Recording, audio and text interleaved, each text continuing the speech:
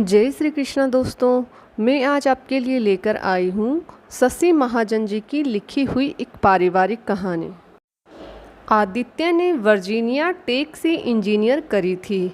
Business management इन सी add Singapore से किया था और अपने लिए लड़की ढूंढ रहा था। शादी.com पर उसने अपना बायोडेटा अपलोड किया। स्वयं के बारे में लिखते हुए उसने लिखा, मेरी माँ मेडिकल डॉक्टर है।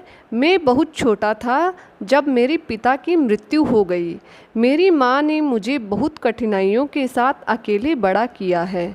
मैं उस लड़की से शादी करना चाहता हूँ जो मेरी माँ के साथ एडजस्ट कर सके। मेलबोर्न में MSc के अंतिम सेमेस्टर में पढ़ रही विभूति ने यह पढ़ा और उसे अच्छा लगा। वह एक पूना के संयुक्त परिवार में बड़ी हुई थी और रिश्तों की कदर करनी उसे आती थी। बात आगे बढ़ाने के लिए उसने आदित्य को फ़ोन किया। आदित्य ने कहा कि अगले रविवार को उससे वीडियो कॉल करेगा और सारी बातें स्पष्ट करेगा। रविवार को ठीक समय पर उसका फ़ोन आ गया। विभूति को यह भी अच्छा लगा। आदित्य 6 फीट का चौड़े कंधों वाला तेज नैन नक्श का आकर्षक नौजवान था। विभूति ने उसने बताया, मेरी परवरिश मुंबई की है। अंधेरी में हमारा अपना पुश्तैनी मकान है जहां आजकल मेरी माँ अकेली रहती है और कस्तूरबा मेडिकल कॉलेज में पढ़ाती है। मैं किसी भावनात्मक दबाव में ना आऊं, इसलिए उन्होंने दूसरी शादी नहीं की। हालांकि उनके पास इसके लिए कई अवसर थे। विश्वास करो, वे अभी भी बहुत सुंदर हैं। विभूति ने कहा, वो तो तुम्हें देखने से खुद ही समझ आ जाता है। और वो हंस दी। आदित्य भी थोड़ा मुस्कुरा कर शर्मा दिया। तो तुम अपनी माँ के लिए क्या करना चाहते हो? माँ अभी रिटायर होने वाली है। मैं नहीं चाहता वो अकेलापन अनुभव करे। मैं मुंबई में उनके साथ रहना चाहता हूँ। यह तो बहुत अच्छी बात है। तो तुम मुंबई आकर हमारे साथ रहना चाहोगी? हाँ, माँ का आशीर्वाद साथ हो तो क्या चाहिए। तो मुंबई में एक जॉब ऑफ़र है, उसे स्वीकार कर लूँगा। पर उससे पहले मैं चाहूँगा तुम मेरी माँ से मिल लो। वो यकीनन तुम्हें पसंद करेगी। अगले सप्ताह आदित्य की माँ डॉक्टर नीना कपूर से बात हो गई। फिर दोनों परिवारों का आपस में मिलन हो गया और देखते ही देखते आदित्य और विभूति शादी के बंधन में बंध गए। आदित्य का अंधेरी में बहुत बड़ा फ्लैट था। 4 bedrooms, study, living room, parlour, kitchen के साथ पेंट्री, छोटा सा टेरेस, 3 बड़ी बड़ी बालकनी। माँ ने उसे बहुत यत्न से सजाया था। उन्हें घूमने फिरने का शौक था। राधा कृष्ण की मूर्तियाँ, पियानो, पेंटिंग्स, हाथ का बना हुआ झूला, हाथ से काढ़े वाला हैंगिंग्स, सब जगह उनकी सुरुचि की छाप थी। आदित्य नौकरी में पैर जमा रहा था। माँ के रिटायर होने के बाद ब्रिज खेलने से लेकर भजन गाने तक के ग्रुप्स के साथ स्वयं को जोड़ लिया था। विभूति चाहती थी नौकरी लेने से पहले वो कुछ समय घर में बिताए। MSc किए हुए उसे 1 ही महीना हुआ था। शादी हनीमून में पिछले महीना किसी सपने सा बीत गया था।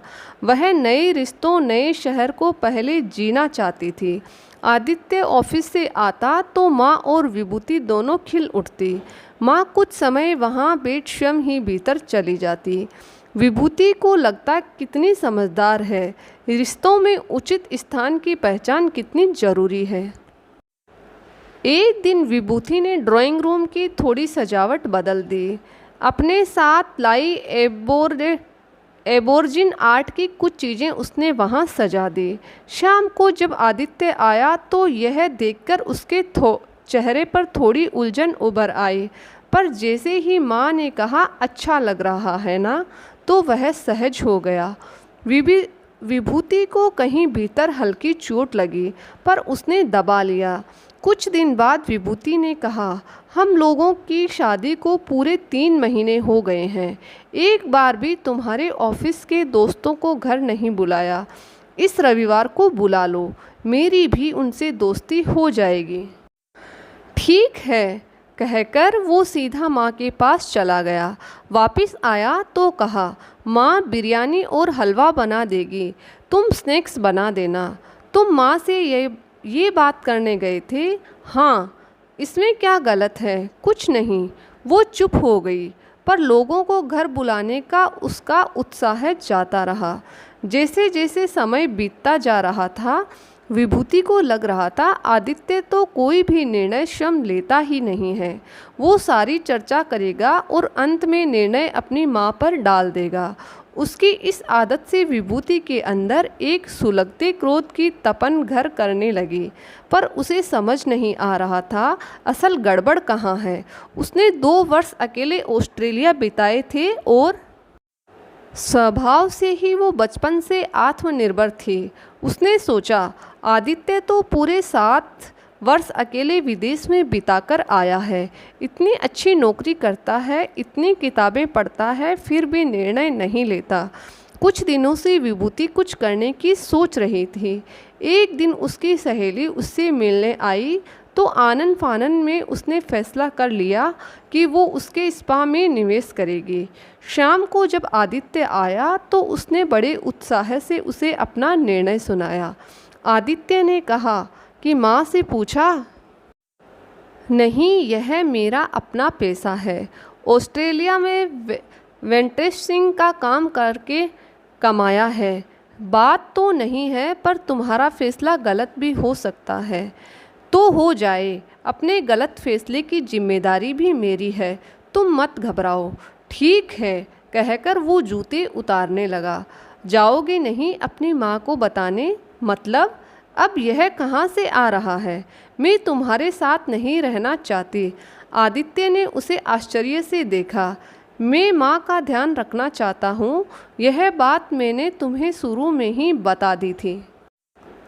माँ का ध्यान रखना एक बात है, अपने निर्णय न लेना दूसरी। अब मुझे समझ आ रहा है, मुझसे शादी करने का निर्णय भी माँ ने लिया था, तुमने नहीं। तो इसमें गलत क्या है? तुम भी तो संयुक्त परिवार भारतीय मूल्यों की बात करती हो, पर मैंने यह कभी नहीं कहा कि आदमी सारी जिंदगी बच्चा बना रहे। बच्चा? जानती हो ऑफिस में मेरी कितनी इज्जत है? वो मैं नहीं जानती, पर घर में तुम बच्चे हो और मैं बच्चे के साथ नहीं जीना चाहती। माँ को पता चला तो वह उसे ढूंढने कार लेकर निकली। उन्हें यकीन था वो ज़्यादा दूर नहीं गई होगी। मोड़ पर उन्हें वो तेज़ तेज़ कदमों में चलती दिखाई दी। उसके पास जाकर कार रोककर कहा, बैठो। विभूति आज्ञाकारी बच्चे की तरह बैठ गई। नाराज़ हो मुझसे? माँ ने पूछा। हाँ, तुम चाहो तो मैं अलग रह सकती हूँ। उससे क्या होगा? अलग रहने से निर्णय लेने आते होते तो अब तक सीख चुका होता। तो मुझसे क्यों नाराज़ हो? आपने उसे फैसला लेना नहीं सिखाया। तुम्हें तुम्हारी माँ ने सिखाया था, नहीं ना? फिर तुमने कैसे सीखा? विभूति चुप हो गई। कॉफ़ी? माँ ने रेस्टोरेंट के सामने कार रोकते हुए पूछा। श्योर, विभूति ने मुस्कुराते हुए कहा। दोनों बैठ गई तो माँ ने ऑर्डर दिया, 2 चीज़ सैंडविच, 2 राग रपेटीज, 2 रसमलाई और 2 कॉफ़ी। इतना कौन खाएगा? विभूति ने कहा। हम खाएंगे। चिंता हो तो सबसे पहले छक कर खाओ। अच्छा, अब बताओ क्या किया जाए? मुझे क्या पता, आप माँ हैं, पर आप बताइए, इतना इंटेलिजेंट लड़का अगर अपने निर्णय का उत्तरदायित्व नहीं लेगा तो क्या जीवन में कभी भी बड़ा कदम उठा पाएगा? शादी का मतलब ही होता है एक दूसरे की कमियों को पूरा करना। यहाँ तुम अपने उत्तरदायित्व से नहीं भाग रही हो सकता है ऐसा ही है। यह गुस्सा अचानक तो नहीं आया होगा, कब से उबल रहा होगा। गुस्से को इतना दबाओगी तो यही होगा।